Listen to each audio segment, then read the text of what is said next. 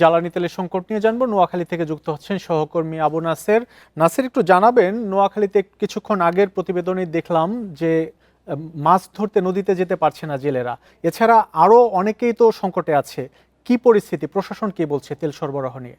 আপনি যথার্থই বলেছেন, নোয়াখালীতে সারা দেশের ন্যায় জ্বালানি তেলের তীব্র সংকট বিরাজ করছে। জেলায় 30টি পাম্প রয়েছে, সরকারিভাবে জানানো হয়েছে।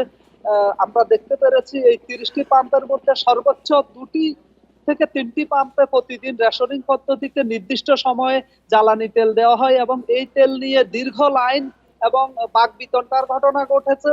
নোয়াখালীতে সর্বশেষ গতকাল জেলার বেগমগঞ্জে একটি পাম্পে রীতিমতো মারামারিতে 7 জনের মতো আহত হয়েছেন এবং সেখানে পাম্প মালিকও আহত হয়েছেন।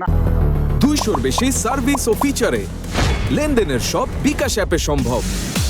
আমি এখন আছি জেলার দ্বীপ উপজেলা হাতিয়ায় মেঘনাঘাটের পাশে। এখানে সারি সারি নৌকা দেখা যাচ্ছে, হয়তোবা আমার ক্যামেরাতে। এই নৌকাগুলো কিন্তু দাঁড়িয়ে আছে প্রায় গত 1 মাস থেকে এখানে তারা অবস্থান করছে। তারা বলছেন যে যেহেতু জ্বালানি তেল তারা পাচ্ছেন না, এই কারণে মাছ ধরার জন্য যেতে পারছেন না। এই নৌকার সাথে শুধু যে জেলেরা সংশ্লিষ্ট তা না, জেলে মাঝি মাল্লা এবং নৌকার শ্রমিক রয়েছে এবং এখানের ব্যবসায়ীরা রয়েছেন। ফলে সব মিলিয়ে এই নৌঘাটে এক ধরনের শুনশান নীরবতা কিংবা এখানে এক ধরনের অর্থনৈতিক যে স্থবিরতা বিরাজ করছে। জেলেদের মধ্যে হতাশা কাজ করছে, তারা কার্যত বেকার হয়ে পড়েছেন এবং মাঝি মাল্লা যারা রয়েছেন তারাও আসলে বেকার সময় কাটাচ্ছেন।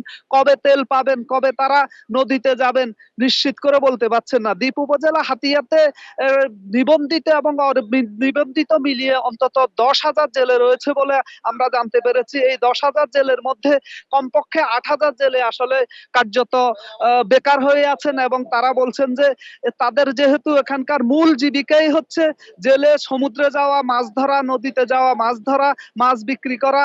তো আসলে জ্বালানি তেল না পাওয়ার কারণে তারা একসময় বেশি দাম দিয়েও তারা জ্বালানি তেল কিনতে রাজি, কিন্তু তারা কার্যত তেল না পাওয়ার কারণে তারা অচল হয়ে আছে এবং কবে নাগাদ তারা তেল পাবে সেই নিশ্চয়তাও তো তাদেরকে কেউ দিতে পারছেন না। আসলে এই পরিস্থিতিতে তারা সামনের দিনগুলো কিভাবে কাটাবেন, কিভাবে সামনে একটা ঈদ গেল, সেই ঈদে তাদের খুব খারাপ অবস্থা গেছে, সামনে আরেকটি ঈদ রয়েছে।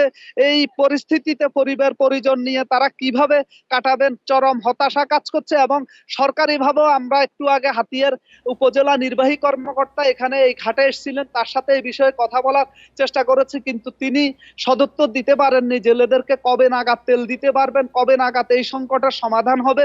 তো একটি আগে আমরা দেখেছি এখানে নৌ পরিবহন প্রতিমন্ত্রীও এই ঘাট পরিদর্শন করেছেন এবং তারা যদিও এখানকার ঘাটের উন্নয়ন সহ যে মাছঘাটের উন্নয়ন সহ বিভিন্ন আশ্বাস দিয়েছেন, কিন্তু তেলের বিষয়ে আসলে সরকারি বেসরকারি মন্ত্রী পর্যায় থেকে কেউই আসলে কোনো আশ্বাস দিতে পারেননি। ফলে নোয়াখালীর মতো সারা দেশে জ্বালানি তেলের সংকট। আবু নাসের, আপনাকে অনেক ধন্যবাদ আমাদের সাথে যুক্ত হওয়ার জন্য।